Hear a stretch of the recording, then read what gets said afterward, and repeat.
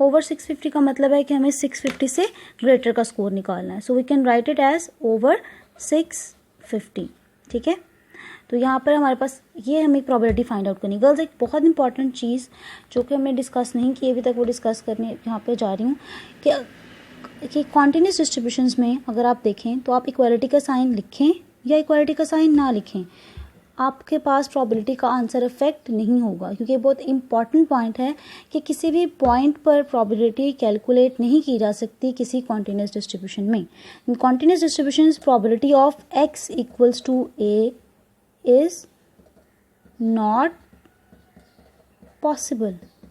ठीक है, क्यों? क्योंकि कॉन्टिन्यूस डिस्ट्रीब्यूशंस में हम एरिया अंडर द कर्व निकाल रहे हैं, तो एक पॉइंट पर एरिया कैलकुलेट नहीं हो सकता. सो हम किसी भी एक पॉइंट की प्रोबेबिलिटी कभी भी कैलकुलेट नहीं कर सकते. इसलिए आप इक्वालिटी का साइन लिखें या इक्वालिटी का साइन ना लिखें, आपके पास प्रोबेबिलिटी का रूल और आंसर हमेशा सेम रहेगा. तो अगर आप ओवर 650 लिख रहे हैं तो आप इसमें इक्वालिटी का साइन लगाएं या ना लगाएं, आपके फाइनल रिजल्ट पे कोई डिफरेंस नहीं आएगा. क्यों? क्योंकि एक पॉइंट के लिए प्रोबेबिलिटी पॉसिबल ही नहीं है. सो हमेशा आप किसी रेंज के लिए ही निकाल रहे होते हो, तो वो रेंज में आप इक्वालिटी लिखें या ना लिखें, वो पॉइंट ऑटोमेटिकली कंसिडर हो जाएगा और वो प्रोबेबिलिटी उसी तरह आएगी जैसे कि सिंपल रूल्स हैं. सो यहाँ पे इक्वालिटी हो या इक्वालिटी ना हो तब भी आपके पास सेम फॉर्मूला यूज़ होगा. यहाँ पे इक्वालिटी हो या ना हो, फॉर्मूला और टेक्निक आपके पास सेम रहेगी और किसी पॉइंट पर प्रोबेबिलिटी निकालना हमारे लिए पॉसिबल नहीं है. ठीक है, सो पॉइंट की प्रोबेबिलिटी हम नहीं निकालेंगे. सो गर्ल्स, अगर ये ओवर 650 है, अब हम इसकी प्रोबेबिलिटी कैसे निकालेंगे? हमने देखा ग्रेटर देन के लिए कौन सा रूल है, 1 माइनस वाला. ठीक है, सो हम लिख सकते हैं 1 माइनस 5. 5 of what? हमारे पास पॉइंट क्या है 650, मीन क्या है हमारे पास 500, स्टैंडर्ड डेविएशन क्या है हमारे पास 100. ठीक है, तो हम इस पॉइंट को वैल्यूएट करते हैं और फिर हम इसकी वैल्यू को टेबल में देख लेंगे. ठीक है, अब हम इस पॉइंट को वैल्यूएट करते हैं. हमारे पास क्या आ जाएगा 650 minus 500 divided by 100.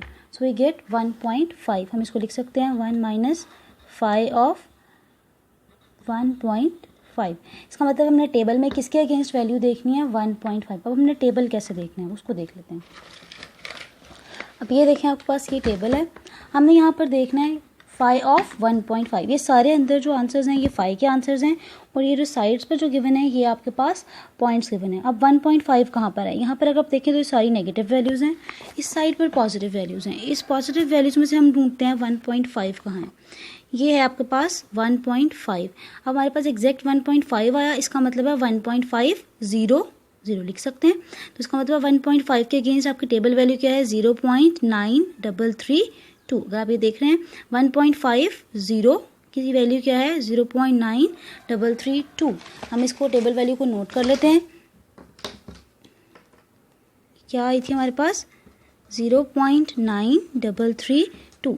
Hence girls, यही आपकी प्रोबेबिलिटी है x ग्रेटर देन 650. इसका मतलब है किसी भी कैंडिडेट की 650 से ज़्यादा स्कोर करने की प्रोबेबिलिटी क्या है 0.9332.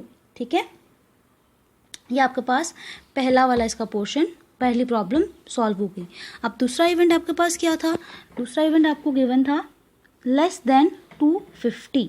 ठीक है, हमें प्रोबेबिलिटी निकालनी है कि जो भी स्पेसिफिक स्टूडेंट्स है वो स्कोर करे लेस देन 250. अब लेस देन की प्रोबेबिलिटी हम कैसे निकालते हैं? लेस देन के लिए हमें सिंपली 5 कैलकुलेट करना होता है. तो हमें सिंपली कैलकुलेट करना है 5 of, but 5 of what? Standardised value, not x value.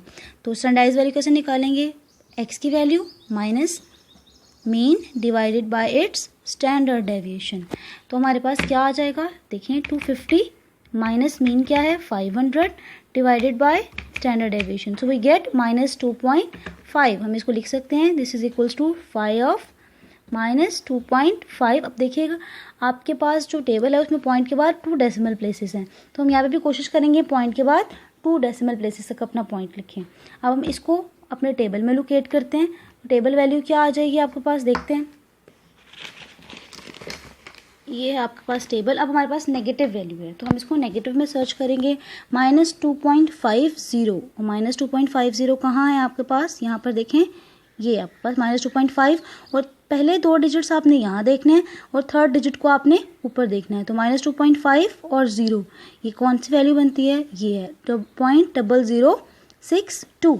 ठीक है, तो हम यहाँ पर हमारे पास आंसर क्या आ जाएगा 0.0062। सो ये है आपकी required probability of scoring less than 250। Third point आपके पास क्या था, जो आ रहा था प्रोबेबिलिटी निकालें बिटवीन 325 एंड 675। तो हम इसको लिख सकते हैं बिटवीन वाली प्रोबेबिलिटी को। हम ये चाह रहे हैं कि प्रोबेबिलिटी निकालें बिटवीन 325 एंड 675। तो सिंपली हमें प्रोबेबिलिटी कैलकुलेट करनी है कि किसी भी कैंडिडेट का स्कोर 675 और 325 के बिटवीन है। तो हम बिटवीन वाला रूल लगाएंगे। बिटवीन वाले रूल के मुताबिक हम दो फाइज का डिफरेंस लेते हैं और किस तरह, कैपिटल वाला पहले आएगा और स्मॉलर वाला बाद में। So phi of upper value वो क्या है 675, उसको हमें स्टैंडर्डाइज करना है। स्टैंडर्डाइज करने के लिए -500 डिवाइडेड बाय 100 और माइनस कर देंगे हम इसमें से फाई ऑफ लोअर पॉइंट क्या है 325, इसको स्टैंडर्डाइज किस तरह कर लेंगे -500 डिवाइडेड बाय 100। ठीक है, तो हम ये दो पॉइंट्स कैलकुलेट करते हैं, ये पॉइंट्स कौन से आ जाएंगे और फिर हम उसको टेबल में देख लेते हैं।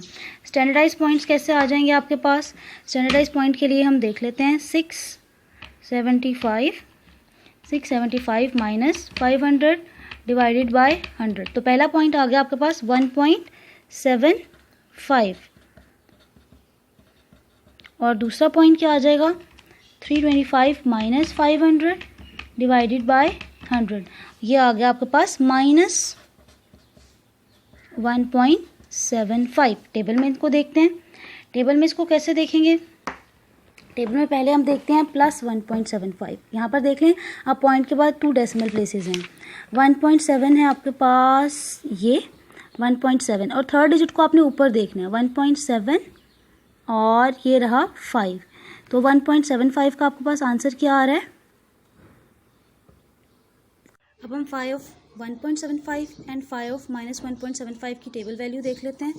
अगर आप अपने टेबल में देखें तो पॉजिटिव साइड हमारे पास ये है और 1.7, this is 1.7 and it is 5, 1.7 and 5, so it is 0.9599। 0.9599 इसको हमने नोट कर लिया, 0.9599 इज फाई ऑफ 1.75।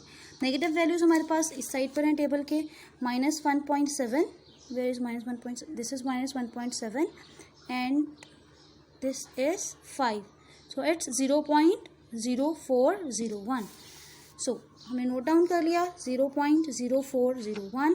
हम इन दोनों का डिफरेंस लेंगे तो हमारे पास फाइनल प्रोबेबिलिटी आ जाएगी 0.9198।